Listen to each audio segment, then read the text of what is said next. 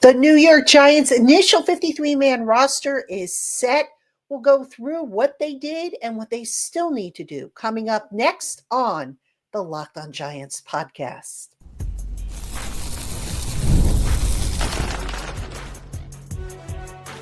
You are Locked On Giants, your daily New York Giants podcast. Part of the Locked On Podcast Network, your team every day. Hello, New York Giant fans, and welcome to another edition of the Locked On Giants podcast, part of the Locked On Podcast family, your team every day. I'm your host, Patricia Traina, credential member of the New York Giants media for Locked On, as well as for New York Giants on SI, which is where you can find all my written work. And as always, we welcome on in our Blue Crew community members, our everydayers, our newcomers, and everybody in between. And we thank you so much for spending part of your day with us here on the Locked On Giants podcast. And if you have made us your first listen of the day, we thank you for that as well. And today's episode of Locked On Giants is brought to you by our friends over at FanDuel. Football season is around the corner, so go on and visit the FanDuel app today and start planning your futures bets right now. All right, Giant fans, on today's show, the New York Giants have set their initial 53-man roster. I call it initial because it is going to change probably by the time some of you see this podcast. Some of the changes will have been made. There will be practice squad additions. There'll be waiver wire claims. So all that is going to be taking place on Wednesday, right around, I would say, noonish for all that stuff. So we're going to discuss, though, what the Giants did with the initial 53-man roster just to kick things off. Then we're going to take a look at some potential practice squad guys. There were some surprises on the roster move there. So we'll go through it, and I'll give you who I think might be back on the practice squad. And then finally, what are the areas they need to still address? I mean, on paper, the roster doesn't look that bad, but there are still a few areas where, for me personally, I'd like to see them add a little bit more depth or maybe upgrade the depth. So we will go through all that on today's show. Again, welcome on into everybody. All right. The 53-man initial roster is set.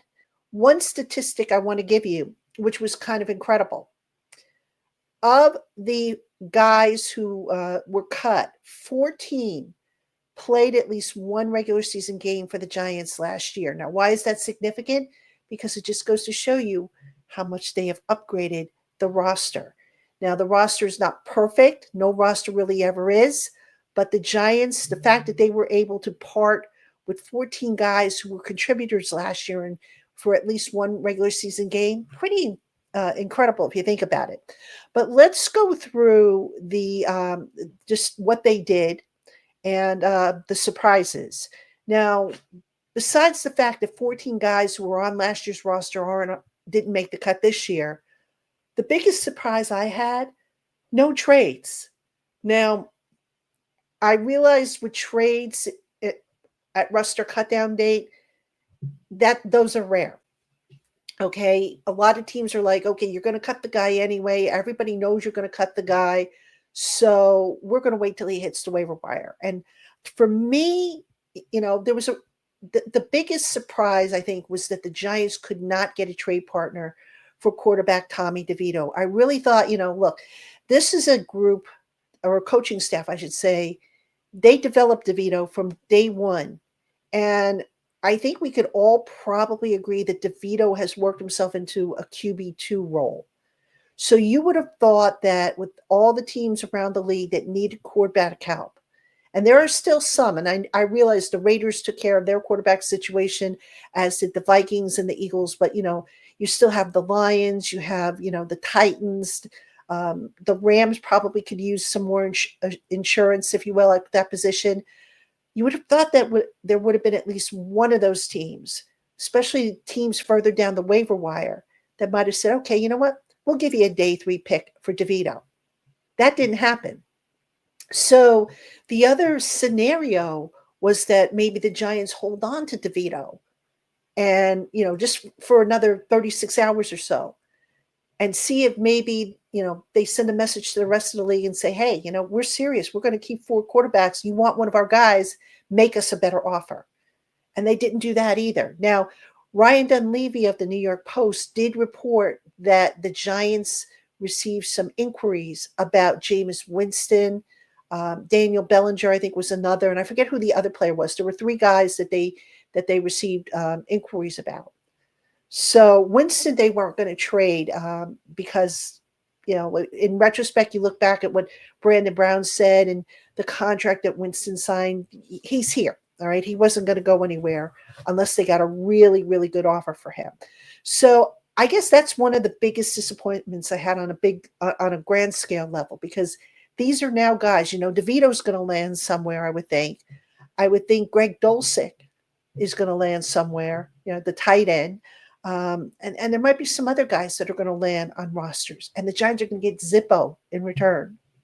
So you would have liked to have maybe seen them get at least something in return for at least one of those guys, and that just didn't happen. Okay, let's now go through the position groups. All right, no surprises really at quarterback. We knew DeVito was going to be the odd man out.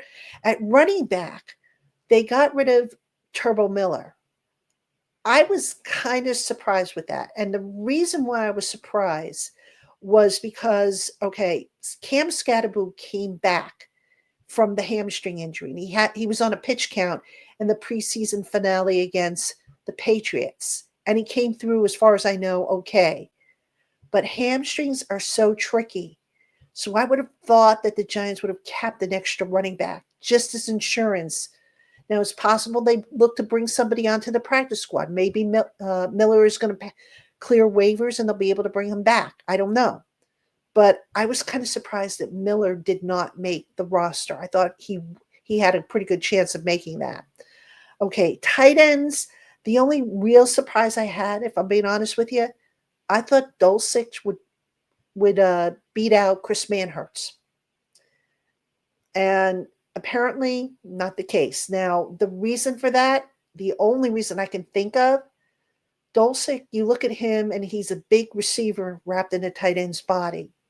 Not really as good of a blocker as Manhertz. So they figure, okay, Manhertz, he's a better blocker. He can play fullback for us if we need him to. He got the nod. But I hated to see them lose Dulcich. I really did. And I don't know if they'll be able to get him back on the practice squad, but hopefully they will, because I thought he had a really good campaign. I think he led the league, if I'm not mistaken, in receiving touchdowns this summer. So, shame that they had to lose him. Now, at wide receiver, the big surprise for me was Bo Collins making the roster. I realized Bo Collins got first-team reps, but I didn't think he really did much with those reps when it came to the games. I mean, he had the big 80-yard reception, but his contested catches wasn't there. He had some drops and poorly run routes that just weren't there. I thought maybe he'd be practice squad. And who knows, they might still move him to the practice squad. But that was kind of a surprise. And as was the fact that the Giants did not retain Amir Smith-Marset, who, by the way, finished as the team leader in average punt return yards and kickoff return yards. Giants are rolling with Gunnar Olszewski, apparently, in that role. So really surprised there. And I would say overall with the receiver unit, the depth to me is still a little shaky once you get outside of the top three. And knowing that Malik Neighbors is still a little, he's going to be managed, if you will, moving forward with regards to that toe issue. I would have liked to have seen them maybe keep another guy or something. And I think they'll address that position in waivers. I don't know, how high on the priority list that's going to be, but I can't imagine they're not going to try and add another receiver. All right, offensive line. Truth be told, the only thing I didn't see coming is Joshua Ezeudu landing on IR. Now, Ezeudu has been designated for return. Remember, you can use two designation to returns at the 53-man roster cutback. So he's designated to return, and that allowed them to keep Aaron Stinney and Austin Schlottman. Now, that to me tells me that Evan Neal is not ready to step in at guard. We kind of knew that. I mean, if you watched the preseason, you kind of knew that. So, you've got Schlottman, who's going to be the backup center. Stinney is probably going to be the swing guy at guard. All right. And then at tackle, of course, you have James Hudson, the third, who's going to be a swing tackle, and Marcus Bowe, who's also in a tackle in development. So um, they got depth on that offensive line. I feel pretty good about that depth, and who knows, maybe down the line at some point later in the season, Evan Neal finally is deemed ready to go in there if they have an opening at guard. All right, coming up next, folks, we're going to talk about the defensive side of the ball as well as potential practice squad guys. So that'll be right after this. This episode is presented by Yahoo Fantasy. The NFL season is right around the corner, and you can feel the buzz. Fantasy football season is here. Everyone's researching, drafting, and building their championship squads. And if you haven't joined a league yet, now is the time, and it's all happening on Yahoo Fantasy. This year, I'm playing fantasy football on Yahoo Fantasy, and you should too, whether you're a first timer or a veteran creating your millionth league. Yahoo Fantasy is loaded with fun ways to compete and brand new features that make the game even better. With season kickoff on September 4th, now is the time to start playing Yahoo Fantasy Football, which offers so many fun ways to compete. Want more ways to play? Try the brand new Yahoo Fantasy Guillotine League mode where the lowest scoring team gets eliminated weekly until one team is left standing. Want to play instantly with friends? Then try the new Draft with Friends mode. Prefer the classics? Get your crew together and go head to head in a private league. Don't have a crew? Hey, no problem. Join a public league, the easiest way to play fantasy football. The NFL season starts September 4th, so don't wait. Start your league right now. Draft now at yahoofantasy.com/LockedOnNFL. Again, that's yahoofantasy.com/LockedOnNFL. Hey, Giant fans, we have an important request for you. Locked On wants to hear from you. We've put together a survey to learn more about our listeners and make your favorite podcasts even better. This is your chance to tell us what you like, what you don't like, and answer questions about our advertising. So go to lockedonpodcast.com/survey to get started.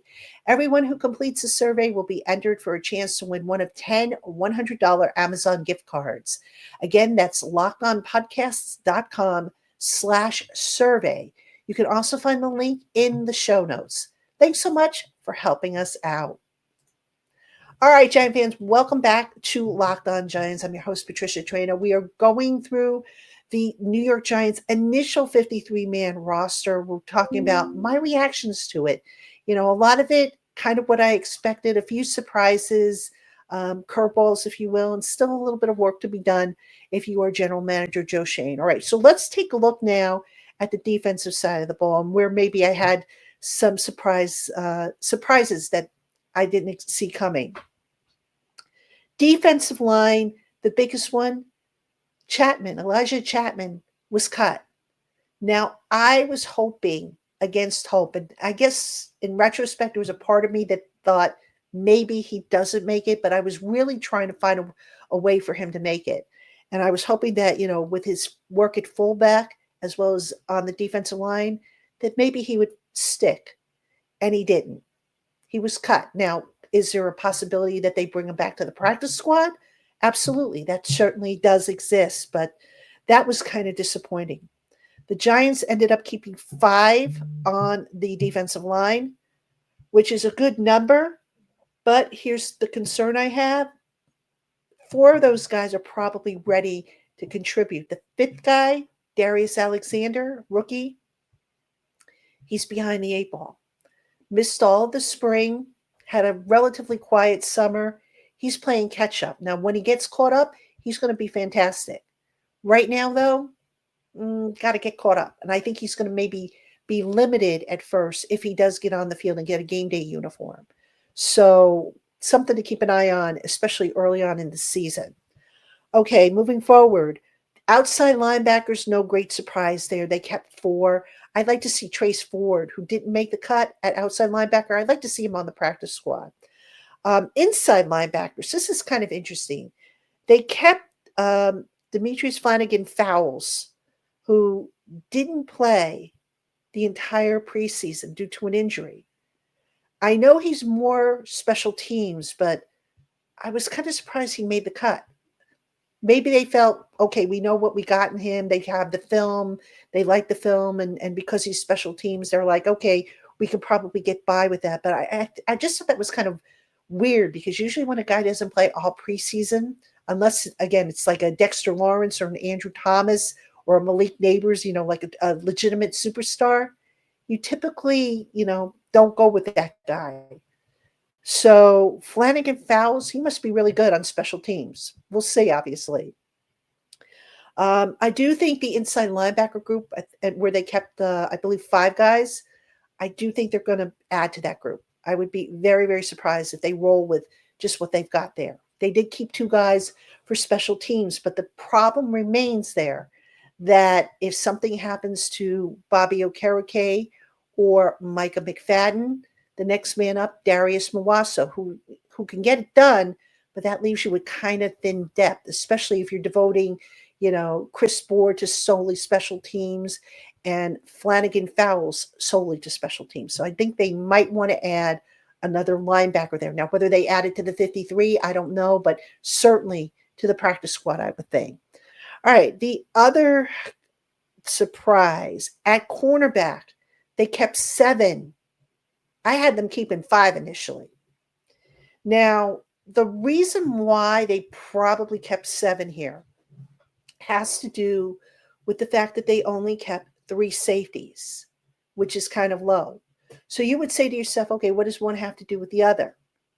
Nick Jones, who is one of the cornerbacks, played a little safety this off season, the spring and into the summer. So I think everybody knows that safety is probably going to be high atop Joe Schoen's list of positions that he wants to target in on the waiver wire. Whether or not he gets the guy that he wants, and I think that 4th guy is going to have to contribute on special teams. That obviously we won't know for a day or so. The fallback plan, I believe, is Nick Jones if they need depth there. It's not the most ideal plan, but it's a fallback. And I think that's why the Giants kept that many cornerbacks. Now, admittedly, folks, I'm not jumping for joy over the depth at cornerback. I think, the bottom of the depth chart, again, primarily special teamers, but I was kind of hoping it would look a little different than what it did. But we'll see. I'll give it the benefit of the doubt. Coaches know better than I do. So, okay. And I mentioned the 3 safeties, of course, um, Tyler Nubin has been dealing with an injury. I know Dane Belton was banged up a little bit. That's why I'm a little concerned about that position group and, why I think safety is going to be a top priority for General Manager Joe Schoen. All right. Coming up next, who are some of the guys that the Giants cut that could resurface on the practice squad? We'll go through the entire list right after this. Hey, Giant fans, August 26th is officially FanDuel Futures Day, a brand new holiday for football fans who live for bold predictions and preseason hunches. For just 24 hours, FanDuel is giving you deals on NFL season predictions. So whether you're calling your MVP, eyeing a long shot division winner, or ready to crown your Super Bowl champion before week 1 even kicks off, this is your moment. So take a flyer on the Defensive Rookie of the Year award winner if you're feeling good about Giants outside linebacker Abdul Carter running away with the honors. Visit the FanDuel app today and start planning your futures bets right now because Futures Day is one day and one day only. FanDuel, play your game. All right, Giant fans, welcome back to Locked On Giants. I'm your host, Patricia Traina. And coming up next week, we are going to debut the Locked On Giants Squad Show. Now, what is the Squad Show? If you have been checking out this channel regularly, and I hope you have, you probably have seen a postcast, a Locked On Giants postcast hosted by Jay Berman. And I know a lot of you, or some of you at any rate, have said, hey, where's Pat? Why isn't Pat on the show? Jay does the postcast because after a game, obviously, I'm at the game, I'm doing post-game stuff, getting stuff together, and then I come on and I do the regular Locked On Giants podcast. Well, the postcast is going to kind of go away, and it's going to be replaced by the Giants, the Locked On Giants Squad Show. And what that consists of, 2 live streams a week. I believe we're going to do Wednesday, and we're going to do after the game. And the panel for the live games, or the live stream, I should say, Jay Berman will host. I will be part of the panel, and we will have former Giants cornerback Mark Collins joining us for the Wednesday show. Now, on the game days, I believe it's going to be Jay Berman and Brandon Olson who will be hosting that one after the games. Because again, I'm going to be tied up with post game. I don't know if Mark Collins is going to be on the post game show, but the point being is we're going to have 2 shows during the week, both live streams. You'll be able to come, interact with us, and we'll bring you all things Giants. So we hope you will enjoy the new Locked On Giants squad show. It starts next week. All right, folks, let's get back to today's Locked On Giants podcast. All right, who are some of the potential practice squatters that the Giants might bring back? And I'm going to give you my list, guys that I kind of think belong on the practice squad. I'm going to start with Turbo Miller. I'd like to think that he's going to slip through waivers. I think he will, and hopefully he will accept an opportunity to join the practice squad. Needs maybe a little bit more development, I guess, as a running back. Special teams alone just wasn't enough to get him on the roster. Juice Wells is another guy who was cut that I am pretty sure is going to come back on the practice squad. Why do I say that? Juice Wells was guaranteed $234,000 of his salary. That just so happens to be the equivalent of 1 year's worth of practice squad salary. So I'm pretty sure Juice Wells is going to be back on the practice squad. I think Jay Kubas is going to be invited back to the practice squad. Guy who has been learning guard and center, just not quite there yet, needs a little bit more. Brian Hudson is another one. He played center for the Giants. Intriguing, but needs a little bit more work, obviously, to fine-tune his game. And I'll give you one more offensive lineman, Jason Williams, who can play tackle. Get these guys in development. You know, you've heard me say before how the Giants just don't have enough depth on the offensive line, enough young talent in the cupboard. This is an opportunity to add some young talent, get them developed, and get them ready for the future. All right, continuing on with my list of guys who I think are going to make the practice squad, I think you're going to see defensive lineman Elijah Chapman, and Corey Durden. I think the 2 of those guys might just end up back on the practice squad. Outside linebacker, Trace Ford. You know, again, the guy finished as the leading or the leader in quarterback pressures in the preseason. I think they look to bring him back. I think inside linebacker, you see Deontay Johnson come back because that inside linebacker group, like I said, very, very thin. Cornerback, I think O'Donnell Fortune might get another look. I mean, he flashed during the summer, but just, you know, numbers factored in, obviously. And then, of course, you know, Jude McIntyre, the kicker, he's going to probably get an international pathway program exemption. So he'll be on the practice squad as well. So those are some of the guys that I think the Giants will look to bring back. Now, always there's going to be situations where guys go elsewhere. And Giants will probably sign a few guys that maybe weren't with them in the summer. So the roster, bottom line, still a lot of work to be done. There's going to be waiver claims. There's going to be tweaking, and that's going to continue onward for the next several days, I would imagine, as guys get cut. So the roster that was announced on the 26th is not going to be the roster that opens up week 1 on September 7th against the Commanders. We, of course, will bring you all things leading up to that. Now, just looking ahead really quick, the Giants have Brian Daboll and Joe Schoen scheduled to speak to the media on Wednesday. They're going to talk about the roster moves. So we will have takeaways from that, obviously. Wednesday is also an open locker room day for the media, our first day inside the locker room. We haven't been in the locker room just yet, all the interviews have been done in the field house. So we will have takeaways from that. I'm sure we'll hear from a bunch of players. So there's just so much more coming up here in the land of the Giants. And we at Locked On Giants will bring all of it to you and then some. All right, Giant fans, before we say goodbye, we want to thank you, as always, for making the Locked On Giants podcast part of your day. Or if you made us your first listen of the day, we appreciate that as well. NFL fantasy draft season is here. So for your next listen, go find Locked On Fantasy Football with hosts Vinnie Iyer and Michelle Magdziuk. Listen every day to prep for your fantasy draft and become the most informed manager so that you can take home your league's trophy this season. Find Locked On Fantasy Football on YouTube or wherever you listen to your podcasts. All right, Giant fans, that'll do it for me. I will see you again tomorrow.